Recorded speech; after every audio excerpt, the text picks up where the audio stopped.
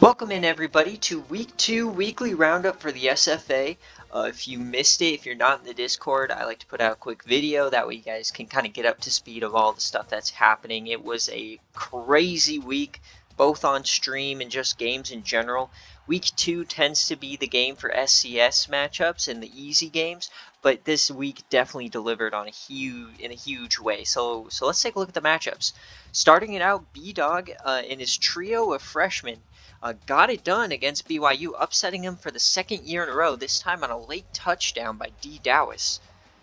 Coach Fink, after taking an L on game day, he was able to take down Pittsburgh in a big way, getting his first signature win at the program. Tennessee continued to roll.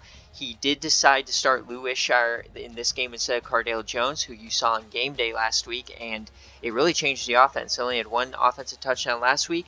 Then this week they just plastered Georgia Tech, and this one wasn't even close. Arizona State, he starts his Pac-12 defense with a big victory against Troy. Coach McNasty in his first career game at Michigan State destroys Ohio. Iowa State coach Ron and Heisman hopeful quarterback Kiko Strong, after a slow start, managed to shut out Arkansas in the second half. And the big one of the week here, number 2, the defending national championship, Clemson, they go down to unranked Cal. This was a wild game that was on BearCave, so a crazy upset to start the season for sure, and it kind of continues the SFA curse of defending champions going down. And this is another big upset. Stanford goes down to Louisiana Tech, who had a big year last year, and they look to continue the trend. Texas Tech went down. This was kind of a wild one between Old Dominion and Maryland. We kind of thought ODU would fall off after the departure of Marcus Mariota, but this was definitely a fun one, and ODU ended up getting the victory. Notre Dame, Colorado both took care of business. FCS beat Duke. FCS also took down Vanderbilt. Alabama got done against Kentucky, and this was game day. If you missed it, there's highlights in the full game VOD. Ole Miss and quarterback Ryan Fitzpatrick got off to a very, very bad start with 3 straight turnovers, but they were able to climb back in and behind 2 Fitzpatrick runs late in the fourth quarter, they were able to get it done and upset Georgia to start the year. Navy outlasted FCS in overtime. Texas got it done. Oklahoma, I don't know if you guys saw this one, but Mississippi State went up 27-0, and they got shut out in the second half and ended up losing this game on a returned fumble for 4 yards with 2 minutes left. So definitely a wild one there. Army beat Missouri in overtime. Skyflyer got it done. FCS did beat App State, unfortunately. Penn State got taken to the wire. Myself has them as my national championship pick, and a lot of people think they'll do well, but they were able to outlast them and get it done against FCS Northwest. I like to think that that's North Dakota State, so that's not that bad of a game, but they survived. That is all that matters. Florida got it done. Michigan got it done. Ohio State, number 1, rightfully so. NC State's back at it. Louisiana got it done. Texas A&M with a very impressive victory. Coach Skook, very nice debut. And for the second year in a row, Temple upsets a P5 in their first game. Last year it was Penn State. This year it looks to be Oklahoma State. Chad Barber got it done on stream. He threw for 3 touchdowns and got everybody channel points. San Diego State, their first game without Garrett Grayson, they look to be fine, scoring 45 on Washington State. Georgia Southern just couldn't get a second upset in a row last week. Obviously, they upset Arizona this week. It was just their offense was kind of bad, and they just couldn't really get anything going. This is the game of the week. Virginia Tech dominated this game, and Florida State kept it close And in the fourth quarter, they had the chance to win, and they were driving into field goal range, and they got an offensive pass interference that forced it into overtime. And on the first possession for Florida State, Braxton Miller throws an interception. He was trying to find Mike Evans, the Tampa pick, on a corner route, and the defender just cut in front of him, and that led to a Virginia Tech Ricardo Lorenzo SFA player, SFA kicker, the transfer from Notre Dame. He was able to put it through to give Virginia Tech a huge victory. Coastal Carolina in his first game got it done against UTSA. New Mexico, a new user, welcome in. He got a good win. And Sammy Baugh, a lot of you guys don't know about Mr. Sammy Baugh here, but he is a SFA player from the last class. ULM came out of nowhere and got him to recruit, or got him to commit, and he's their starting quarterback. So he led them to a big win here, behind running pretty much. And then Tulane got a victory. So that is, I believe, 3 top 6 upsets in week 2.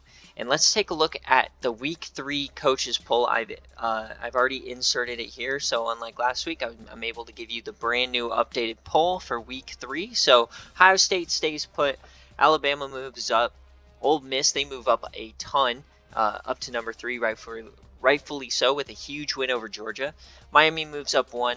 Washington almost lost to Western Kentucky, but they still move up. Michigan moves up. All these teams move up. Tennessee, our biggest mover of the week, they went up +10 after the spanking they gave to Georgia Tech. Georgia only falls to 10. Florida rises. Clemson falls all the way to 13. Iowa State, with not necessarily the most impressive victory, but they moved up 9. Iowa State is one of those teams where if they have a good game, then everybody is going to overrank them. Cal gets into the top 25. Minnesota, obviously. Baylor still there. Penn State actually dropped 4 spots with their less than impressive win. Texas A&M goes up. Maryland, Utah, myself, East Carolina.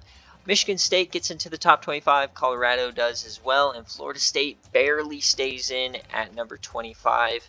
So that is the rankings. Next, we're going to take a look at the players of the week. So NCAA-wise, Hamp Fay was your offensive player of the week. He had 6 touchdowns through the air.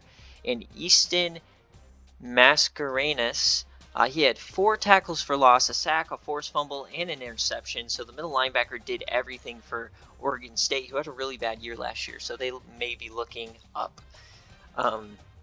Gaddison went for 186. Binks McBurnfinger, the freshman for Coach McNasty, his first career game, he starts at right outside linebacker, and he starts at running back. 4 tackles, a fumble recovery, and a forced fumble, so that is a big debut for him. Drew Carter at quarterback, and then Person for Fink. Hayden Wolf, the replacement for Marcus Mariota, had himself a great day. All ULM here in the Conference USA. Independence-wise, obviously, you only got 2 teams, so Notre Dame. And this is probably the best performance of the week. Snoop Todd, 3 touchdowns. He had 82 yards on the ground, but as a running back, he had 233 yards through the air on only 8 receptions, which is a huge day. I know it's against an FCS East opponent, but that's definitely encouraging if you're a Western Michigan fan. Sam Heward had a great week. He had 6 total touchdowns. It did take him to the fourth quarter, though, to really find their groove. All Texas A&M here. Eli Stowers had a great game. And Drayton Norwood had 2 picks. And here in the Sun Belt, 2 sacks and a forced fumble, 5 TFLs out there for FAU, and 264 yards and 2 TDs for the tight end, Mr. Fairweather, out of FIU. So that is another monstrous victory. And those are our players of the game. Now we're going to look at the leaders across the country. Number 1 is Nate Robinson. Ryan McBride, and then Caleb Williams, and then a user, Mr. Hornsby for Coach Bohr. Rushing is all users: Georgia Southern, Kansas, Tennessee, LSU, and then the SFA player Cale McCarr out of Colorado. Receiving leader Snoop Todd, that running back I was just telling you about, he's at number 3. No other SFA players out there. Our tackle leaders are mostly SFA players. Game day typically gives you a lot of solo tackles, so Ole Miss and Tennessee. Sack leaders, ECU has a man at 3, which is pretty cool. Interception leaders, nothing really to see here. Colorado, Utah, and Minnesota and A&M are all users. And then the kicking leaders, Roberto Aguayo hit a 56-yarder for Coach Rick, and then my punter, who also starts as my kicker, also got a 48-yarder. Next step here is the Heisman Watch, and per usual, this doesn't really change much in the first few weeks. So Jalen Knighton, he is not their starter. So even though he had a TD, he will probably be falling. Ohio State quarterback, he's not starting for them. They're going back to CJ Stroud, so he will fall. Heward had a great day, so he may stay pat there for a while. Nate Robinson is new, though. He had only a touchdown this week, so a less than stellar week against Kentucky than he had last week. And Travion Boykin with 3 touchdowns, he still falls a little bit, but I expect him to probably be a contender here for at least a little while. And finally, the part of the week we all absolutely hate, but we have to do it. Obviously, last week's big news was Jamal Okeke.